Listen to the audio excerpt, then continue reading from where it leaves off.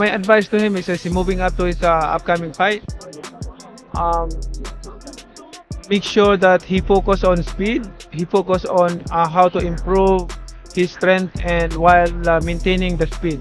Canelo Crawford, good fight. Good fight. Canelo has advantage because Crawford moving up, but my advice to Crawford is like maintain the speed, improve the speed, and improve the strength.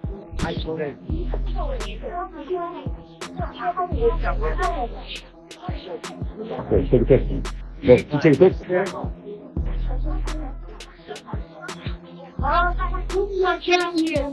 In a recent revealing interview, boxing legend Manny Pacquiao shared his candid thoughts on the highly anticipated showdown between Terence "Bud" Crawford and Canelo Alvarez.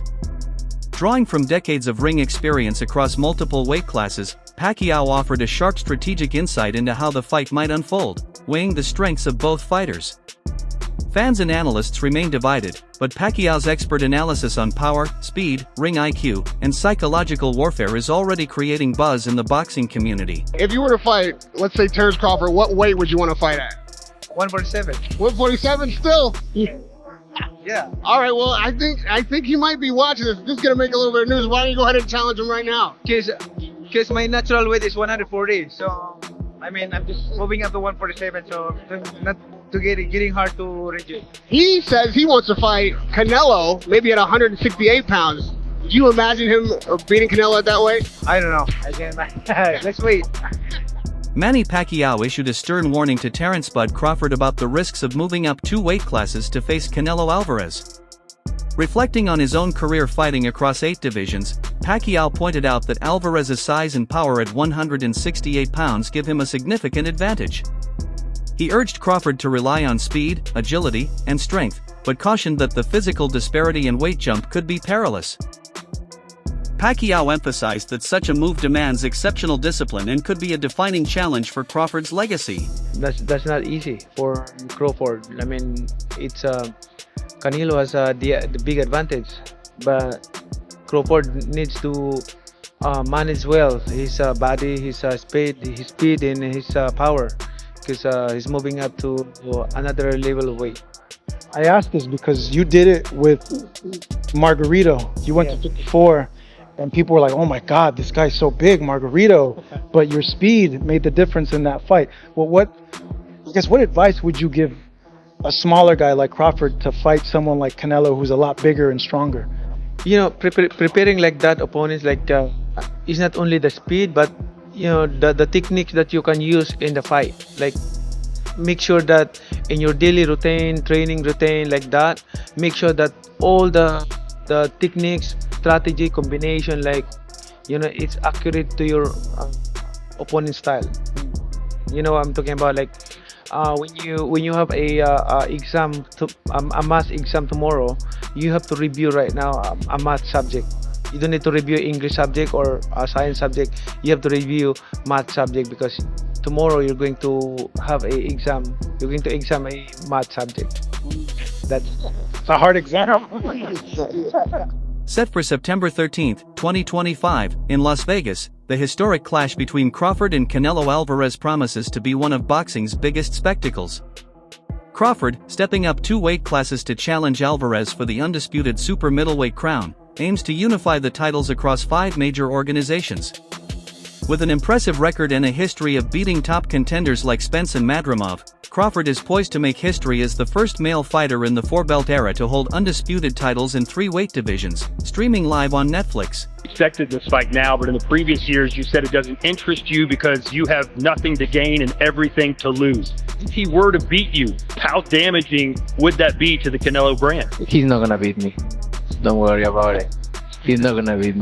Don't worry about it. I think this fight is gonna be in the books of the history of boxing for sure. That's for sure. For sure, them belts coming with me. They coming home with me. When you say, I want Canelo, is there anybody in the camp that would say, you're not ready for this? That's a big boy. He's strong. That's a conversation. It's not just, oh man, you a whooping. Yes, man. Type You know what I mean? I'm not worried about Canelo. I'm not thinking about Canelo. I'm just focused on his real man. In a small way, is this a stepping stone to your dream fight? I don't look at fights as stepping stones. It's about now. Canelo Alvarez stands as a dominant force in the super middleweight division, boasting a record of 63 wins, 2 losses, and 2 draws, with 39 knockouts. His career is decorated with titles across 4 weight classes: super middleweight, middleweight, junior middleweight, and light heavyweight.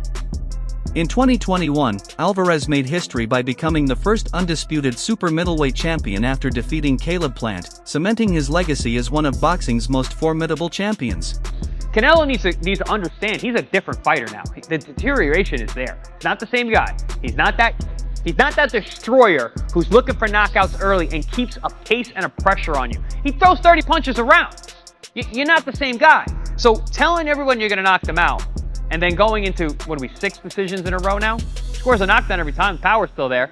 The problem is the pace and the ability to carry on and push. That's the real difference, and that comes with age.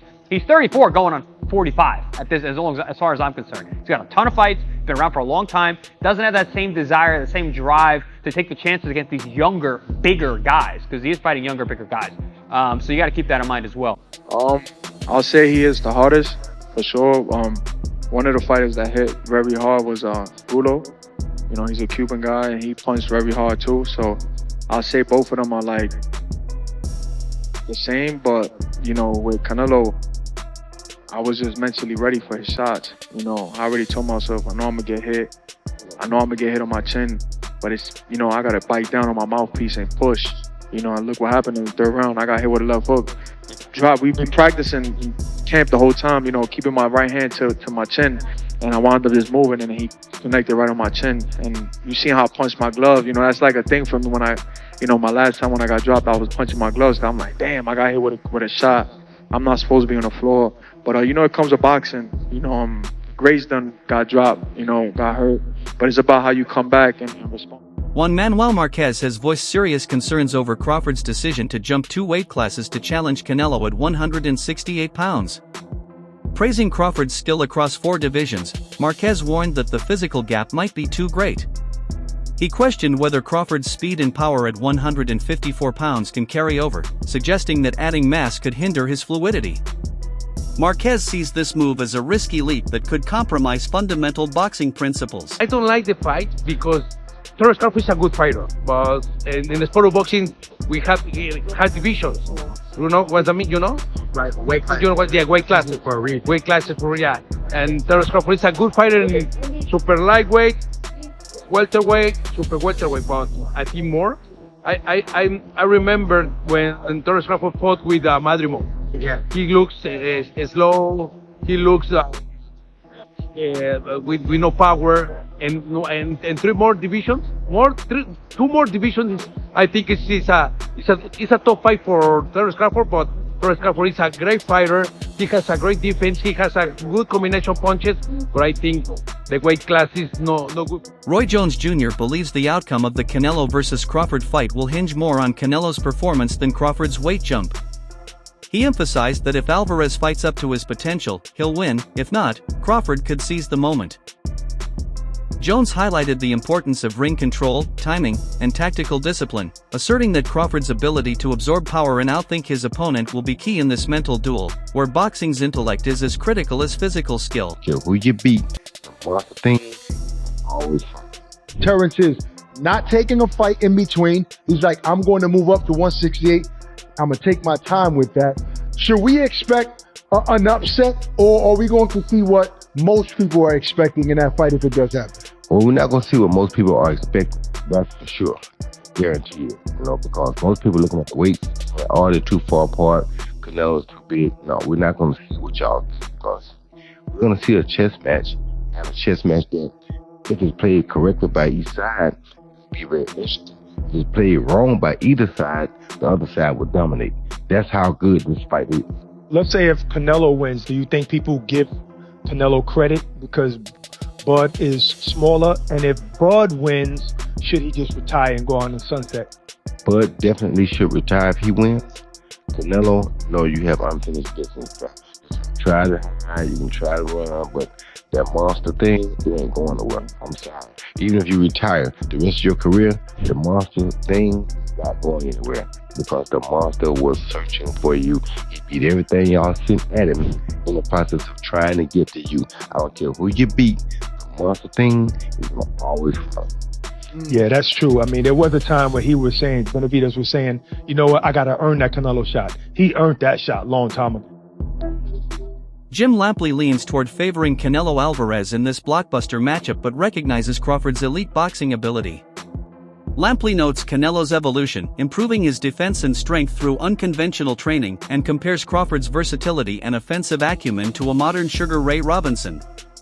He respects both fighters' skills but stresses that Crawford's adaptability and tactical intelligence make him a dangerous opponent, capable of neutralizing size advantages with near-flawless technique.